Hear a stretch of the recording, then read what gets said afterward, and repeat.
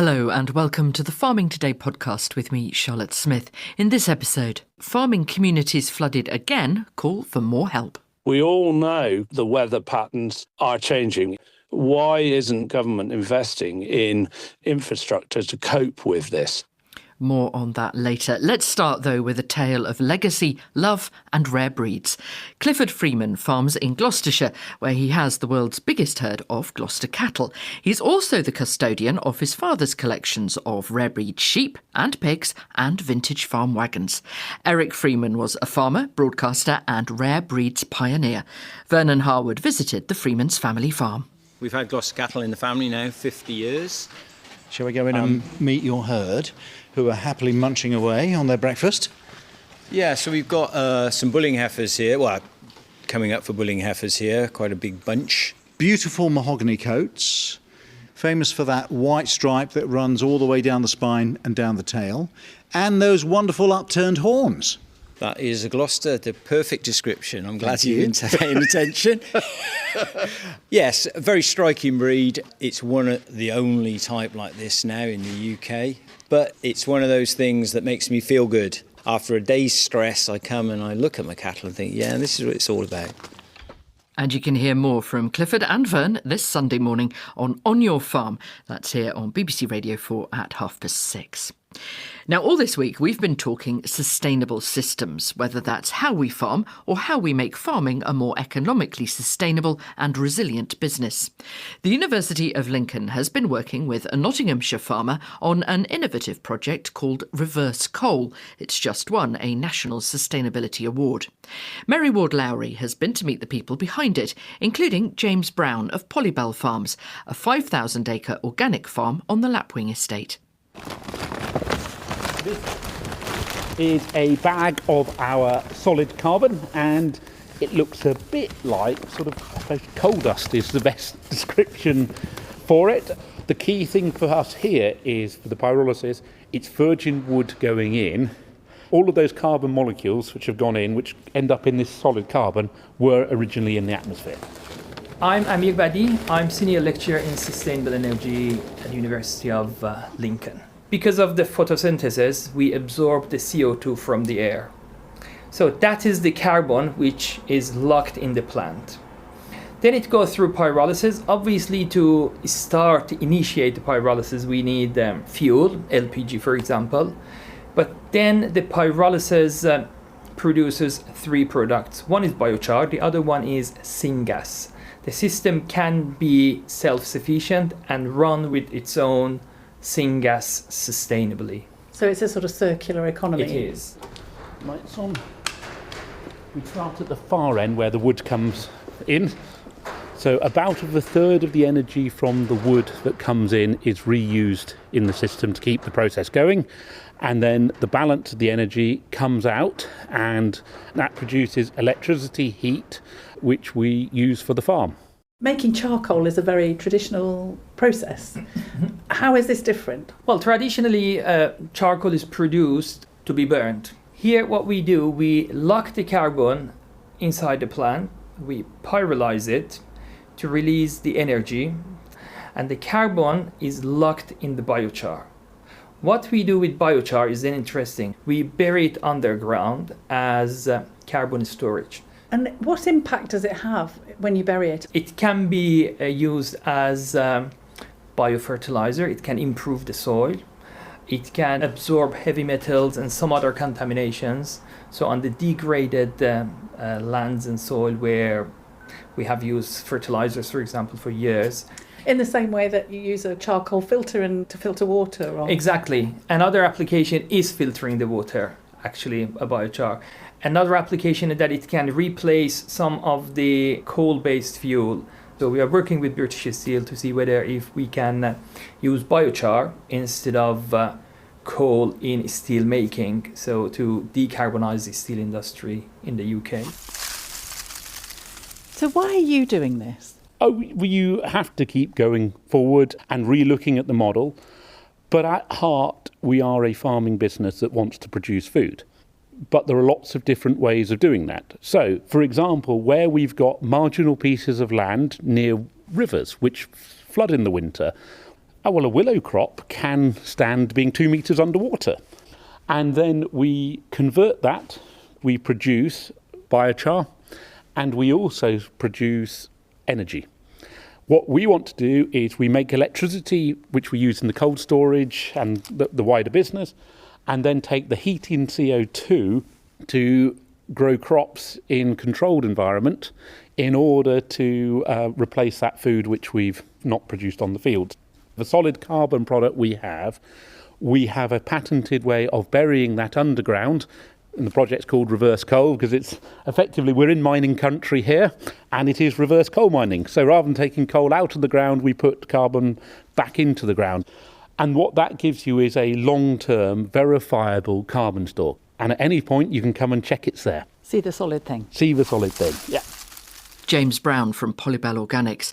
Well, there could be more interest in uses for flood-prone land. At the end of a rough week, let's talk about the weather. It's dominated life for many, from storms and flooding in southwest England to snow and rain in parts of Scotland, flooding in Northern Ireland, and strong winds and rain across Wales. Much of this has been due to Storm Chandra. But this month, we've also had 2 other named storms and above-average rainfall.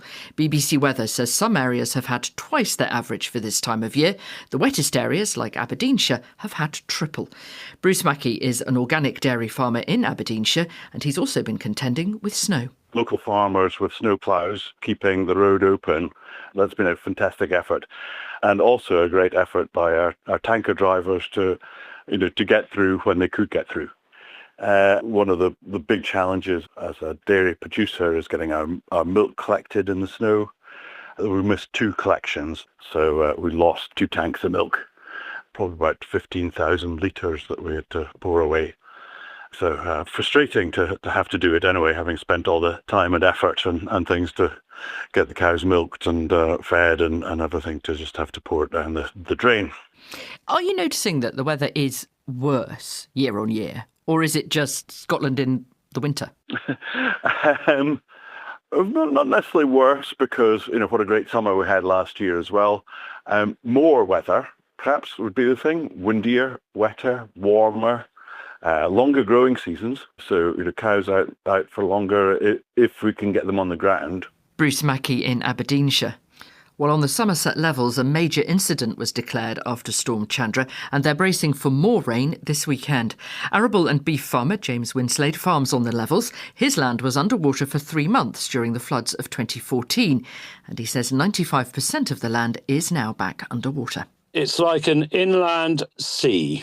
We're stood looking at water wherever you are, and none of it you'd want to drink. The farm is on an island. We are higher than the roads around us. The water is rising a centimetre an hour at the moment. They are getting the pumps. Some pumps are running now at long last. These are all the auxiliary pumps, the extra pumps that they bring in.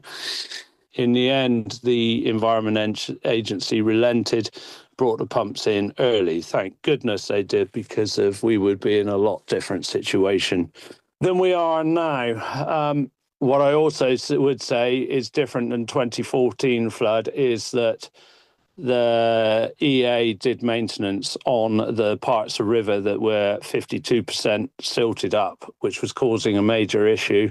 And since then, the Internal Drainage Board and the Somerset Rivers Authority have done the work year in, year out. And that has actually helped hugely, because we've got huge amounts of volume of water flowing down the river unimpeded. Some people will say, well, look, it's really low-lying land. It's kind of doing what it's supposed to do. Yeah, it is. It's doing what it's supposed to do. But the problem we have is that we are higher than a major town, as in Bridgewater. So when we fill up to the extent that we've filled up so quickly, it puts a major town at risk. The water used to take 24 hours to come down off of the hills. Now it takes 8 hours.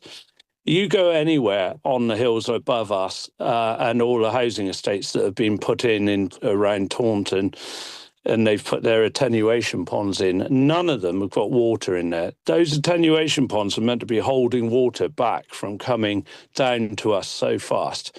They're not working. They're not fit for purpose. We all know the weather patterns are changing. They're predicting heavier, wetter winters. Why isn't the infrastructure, why isn't government investing in, across the whole country, in infrastructure to cope with this? James Winslade there in the Somerset Levels. The Environment Agency told us powerful pumps were sent to support key pumping stations across the Somerset Levels much earlier than agreed flooding trigger points. They are already operating and reducing water levels ahead of further forecast rain, with further equipment en route from national stockpiles. We deliver many £1 million worth of flood defence work across Somerset annually, including on the River Parrett. Well, the state of infrastructure is becoming a bit of a theme in rural areas. In Devon, the leader of the Liberal Democrat-run County Council has called on the government for urgent financial support because of the impact of this month's storms, particularly on roads and railways, saying more frequent rough weather highlights the need for more investment. James Dyke, Associate Professor of Earth Systems Science at Exeter University, says the country has to do more to adapt to climate change. A consistent message from the Climate Change Committee is that the UK has not been keeping up. It needs to invest an awful lot more resources, effort and money in protecting communities, rural communities, coastal communities and urban communities from climate change. So when we look at, for instance, the rail line at Dawlish or roads across Devon which have been closed because of flooding, is that what they're talking about there? Absolutely. The section of the rail line that we lost in the last storm, just down the road from where I live in Exeter, they've only recently finished rebuilding that and doing the flood protection works from the 2014 storm. So in the not too distant future, they're going to have to do even more work because in some respects, it's trying to keep up with an escalator or a treadmill that's running faster and faster. Now, for some portions of the country, there will be political will and there will be sufficient support for us to continue that work. For other places, not so much. So already there are decisions about which bits of the coast and maybe which bits of floodplain are we going to protect and which are we going to have to retreat away from. We've just heard from James Winslade in Somerset on the Levels. It's flooded again, but there is a cost-benefit analysis here. If farmland takes the hit, then it's not worth spending loads of money to defend it fundamentally. Yeah, so farmland has always had an important role to play in flood defence, which is essentially allow waters that have breached rivers to occupy that land. So it's certainly been some disastrous planning decisions about situating homes and houses on floodplains.